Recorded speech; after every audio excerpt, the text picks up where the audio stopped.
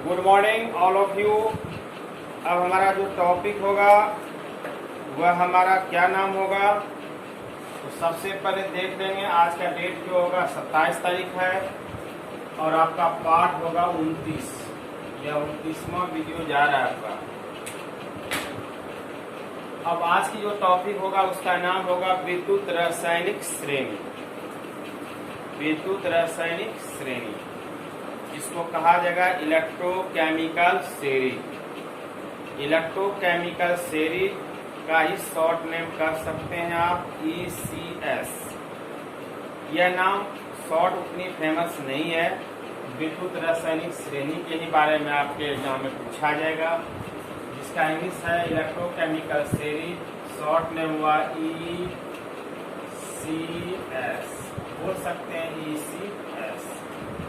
अब क्या है विद्युत रासायनिक श्रेणी, इलेक्ट्रोकेमिकल सीरीज?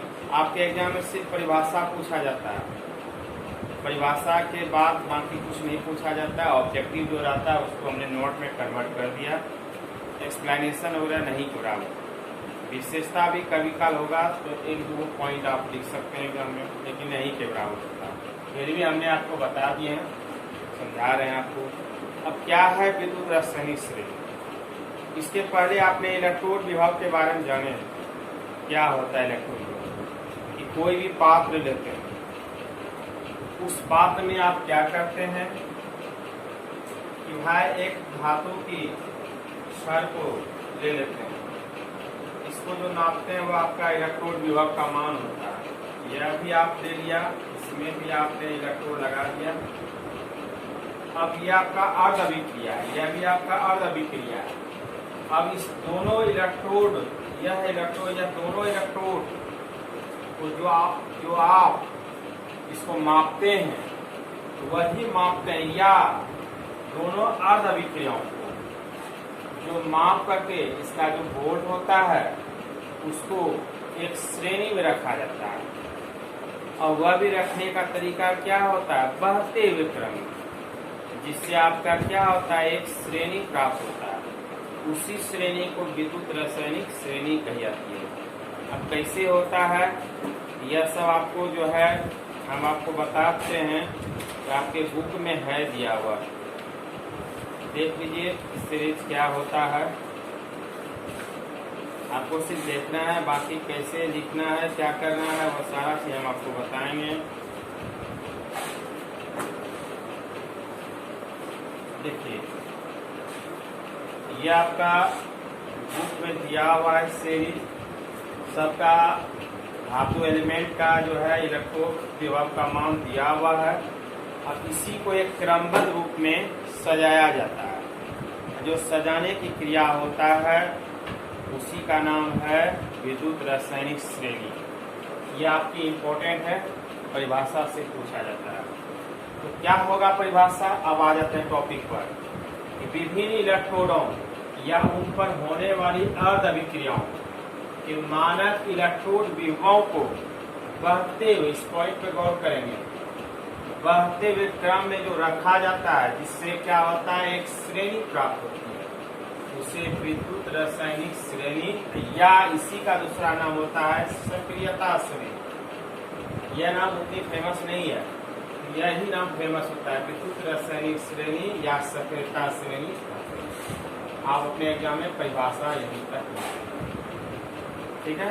एक बार पुनः समझाते हैं कि विभिन्न इलेक्ट्रोडों या उन पर होने वाली अर्ध अभिक्रियाओं के मानक इलेक्ट्रोड विभवों का बढ़ते हुए क्रम में जो रखा जाता है, जिससे जो एक श्रेणी प्राप्त होता है, इस सब के इलेक्ट्रोड विभव का मान मापा जाएगा, जो आपको बुक में हमने दिखाया। तो जो सबको इलेक्ट्रोड विभव का मान जो निकाला जाता है उसको क्रमबद्ध रूप में क्या करेगा, सजाएगा। वह भी सजाने की क्रिया क्या होता है, बढ़ते हुए क्रम में सजाता है। अब बढ़ते हुए क्रम में क्या सजाएगा समझ लीजिए। सबसे पहले माइनस को, जो सबसे कम माइनस होता है, जिसमें माइनस का मान सबसे अधिक होगा वह तो कम होगा, तो ऊपर से फिर माइनस करते हुए आ जाएगा हाइड्रोजन, बीच में आएगा हाइड्रोजन, और हाइड्रोजन के इलेक्ट्रॉन विभव का मान क्या होगा 0।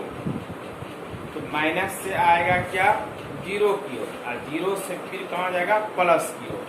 तो इस तरह से क्रमबद्ध रूप से जो सजाया है जो एलिमेंट का इलेक्ट्रॉन विभव का मान, वही कहलाएगा विद्युत रासायनिक श्रेणी। अब जैसे देखिए इसमें सबसे पहला एलिमेंट जो है इन्होंने जो सजाया क्रमबद्ध में, सबसे पहला एलिमेंट होता है लिथियम।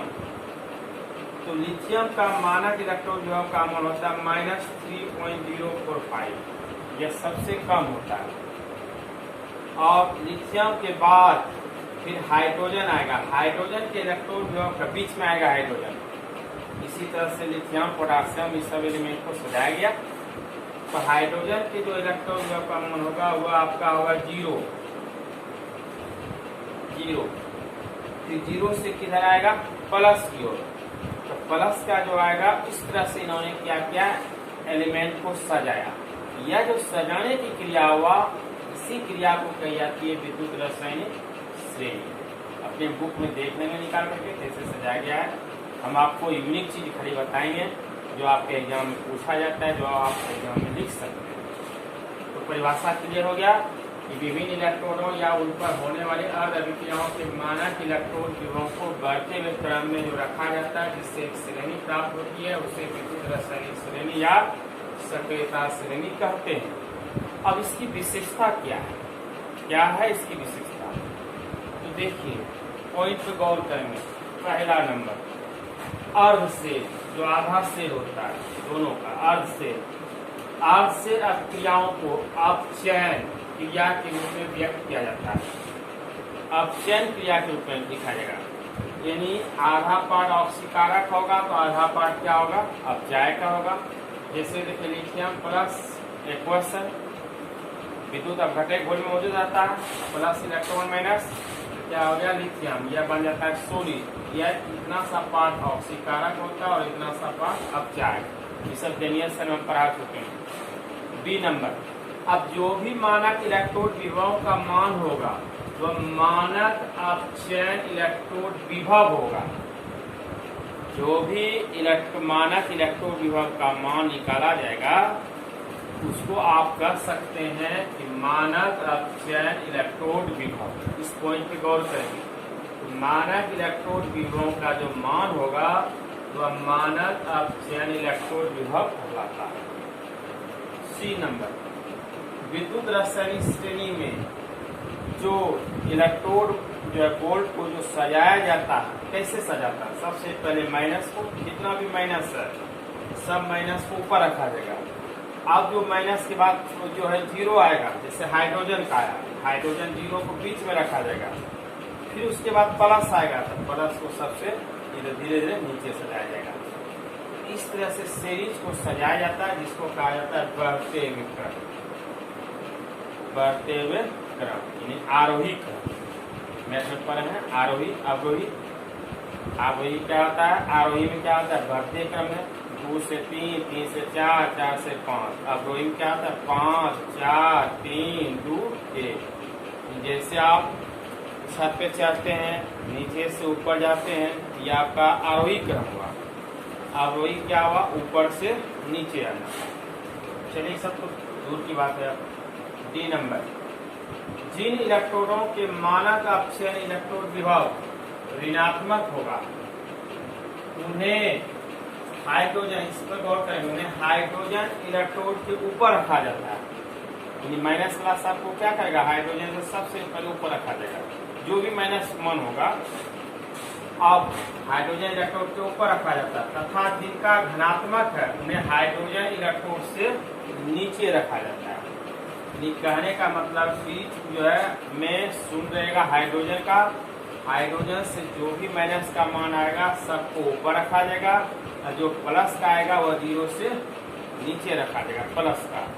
तो इस तरह से क्या हुआ? इलेक्ट्रोड विभव के मान को सजाया जाता है, और वही सजाने की क्रिया कहलाती है विद्युत रासायनिक श्रेणी। कॉन्सेप्ट क्लियर हुआ? अब देखिए नोट में क्या है। ऑब्जेक्टिव के लिए आपके जो है आपसे ऑब्जेक्टिव पूछा जाएगा विद्युत रासायनिक श्रेणी।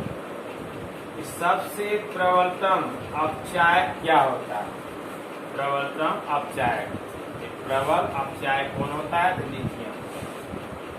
और इसमें हमने लिथियम का मानक इलेक्ट्रॉन विभव का मान लिख दिया -3.045 वोल्ट।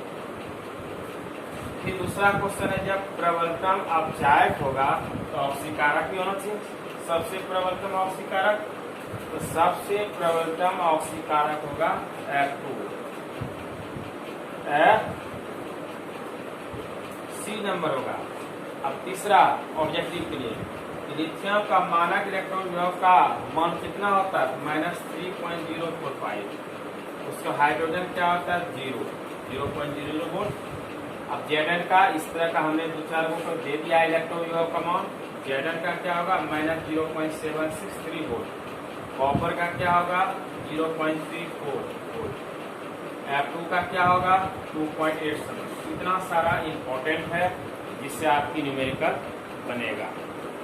बाकी तो जो भी एलिमेंट है आप देख रहे हैं कि इस तरह से क्या होता है कि सजाया गया है इतना सा ऊपर से नीचे तक।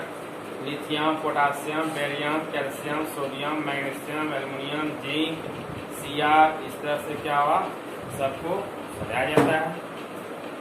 अब यह जो F2 हुआ इसको क्या बोलते हैं? फ्लोरीन।